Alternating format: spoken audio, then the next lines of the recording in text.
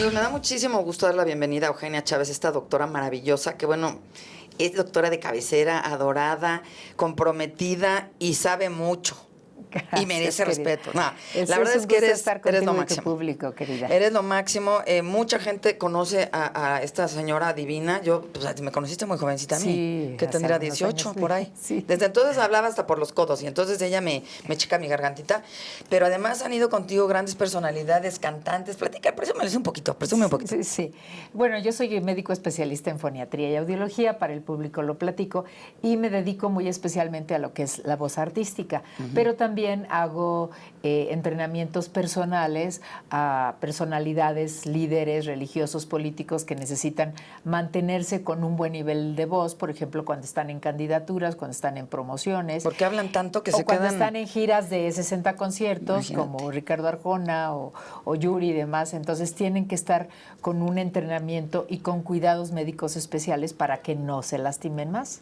No, porque además, digo, yo me imagino un político a propósito de todas estas campañas y cosas que están pasando, pues hablan y hablan y hablan y hablan, ¿no? Deben acabar agotados de la voz. Sí, porque por un lado sí se necesita para este tipo de actividades, necesitan un entrenamiento especial en donde hay que saber respirar, hay que saber emitir la voz, hay que hacer cambios de tonos, no gastarse donde no es necesario. Claro. Y por otro lado tienen que tener cuidados médicos. Entonces no tienen entrenamiento, no tienes cuidados médicos, te deshaces la voz. Entonces después tienes que estar en cirugías y cosas más difíciles. Pero por otro lado, el mensaje político o religioso tiene que ser un mensaje agradable, independientemente del contenido. Sí. Si la voz está mal, o es monótona, o es nasal, o es muy apretada, bueno, aparte de lastimarse, se pierde mucho el mensaje. Entonces es importantísimo tomar esto en cuenta.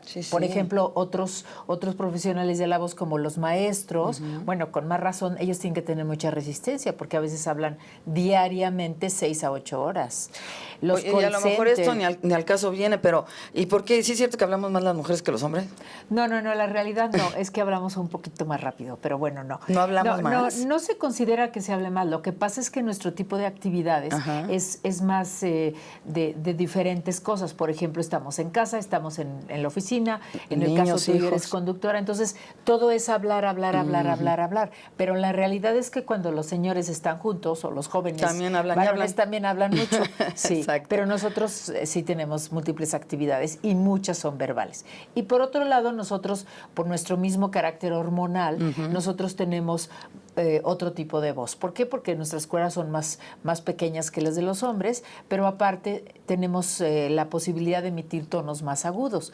Pero cuando nos desgastamos con los tonos agudos es cuando sale una voz que, aparte de lastimarse, puede ser desagradable al público. Oye, y hay que tener confianza a la gente cuando tiene una voz desagradable, porque de verdad, particularmente mujeres que son muy agudas, llega a ser muy desagradable. Sí, porque el oído no está habituado a ese tipo de tonos. Y se puede modificar cualquier voz en el sentido de que se pueden aprender a manejar tonos graves y tonos medios, exactamente como lo dices, con una colocación adecuada.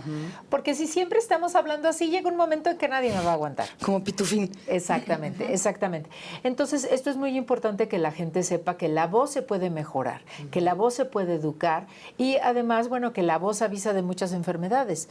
Puede ser un reflujo porque comiste mal, o comiste mole en la noche, o con tequila, en fin, pero pueden ser ya cosas más severas, como es un cáncer, sobre todo en fumadores pasivos o fumadores activos, o pueden ser grandes problemas como es un cáncer de pulmón, un cáncer de tiroides, o enfermedades neurológicas que avisan con la voz. Si la voz te empieza a temblar, algo está pasando. Fíjate. Entonces, muchas veces al revisar al paciente se da uno cuenta de que es una enfermedad neurológica, como puede ser el Parkinson. Fíjate qué importante lo que estás diciendo. Múltiple. Sí, así es. La gente no se imagina que por la voz se puede checar. Exacto, claro. Hay que hacerle el caso a la voz, porque pueden ser también niños que nacieron con una parálisis de cuerda.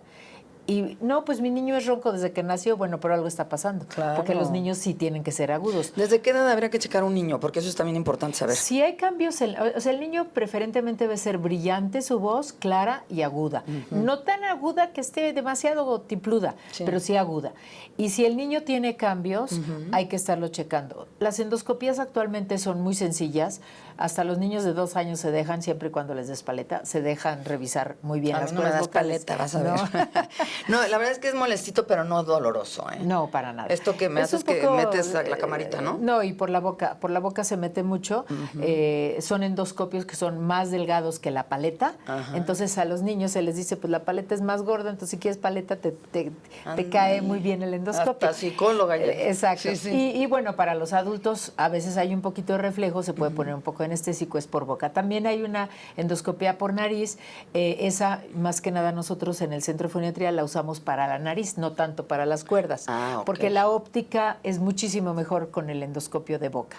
Entonces nosotros hacemos toda esa revisión precisamente para decirle a las personas, la voz es importante y la edad de los niños en que hay que revisarlos es cuando tienen algún cambio. Yo tengo pacientes de 2 años porque lloraron mucho, porque tenían alergias y porque tenían reflujo, porque el reflujo se puede tener desde bebitos. Claro. Entonces el reflujo por un problema de incompetencia, de inmadurez del esfínter esofágico, pues está quemando las cuerdas vocales del pequeño y está ronco. Entonces tú ves desde bebés hasta adultos. Sí, todo.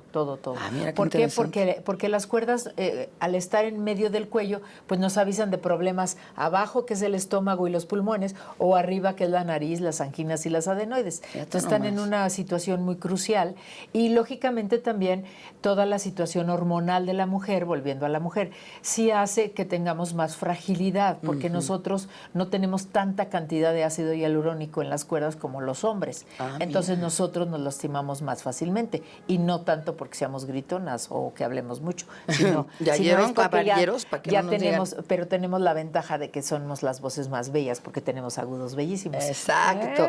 Oye, mi amor, pero bueno, es que esto es tan interesante y de veras es apasionante porque cuando uno se enferma de la garganta, comúnmente dice, vete al otorrino, espérate, pero pues también la foniatra, ¿no? O sea, ¿cómo me separarías? ¿Cuándo te vas al otorrino y cuándo te vas al foniatra? Sí, la especialidad que ve los trastornos de voz, habla y lenguaje es la foniatría. Y foniatra solo pueden ser los médicos, porque hay otro tipo de profesionales, pero no son médicos, entonces no son foniatras.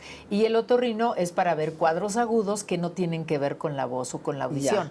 Por ejemplo, si tenemos una infección de anginas o un problema alérgico, pero que no nos está afectando la voz, no necesita ver al foniatra. Pero si después de un cuadro gripal o eres profesional de la voz como tú, tienes que ver a un médico foniatra, porque es la especialidad que sabe hasta dónde ciertos medicamentos te caen bien o ciertos medicamentos alteran tu voz, que eso es muy importante porque eres profesional de la voz. Pero además es increíble ir a su consultorio, porque date cuenta que estás en Disneylandia, tiene fotos con todo el mundo, es increíble, tú, de verdad, me encanta. Y estamos viendo los datos por quien se quiera acercar, por supuesto, a esta maravilla de doctora. Y bueno, hoy estamos hablando precisamente de la voz porque el próximo lunes es el Día Mundial de la Voz. ¿Y cuántos años van? ¿18? Sí, no, desde el 2000, bueno, sí, 18 en total, desde el 2000 en México lo celebramos, porque México fue uno de los países que junto con Brasil, Portugal, Estados Unidos, Alemania, empezó la iniciativa de empujar a la Organización Mundial de la Salud a que nos donara un día.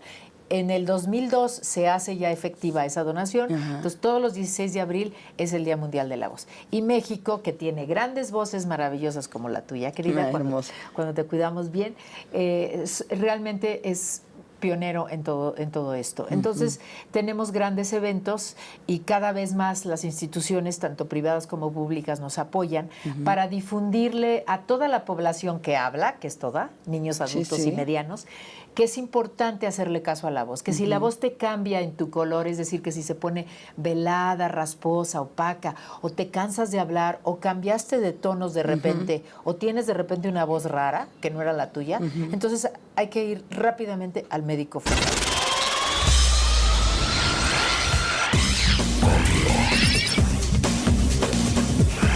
Claudia Arellano, contigo.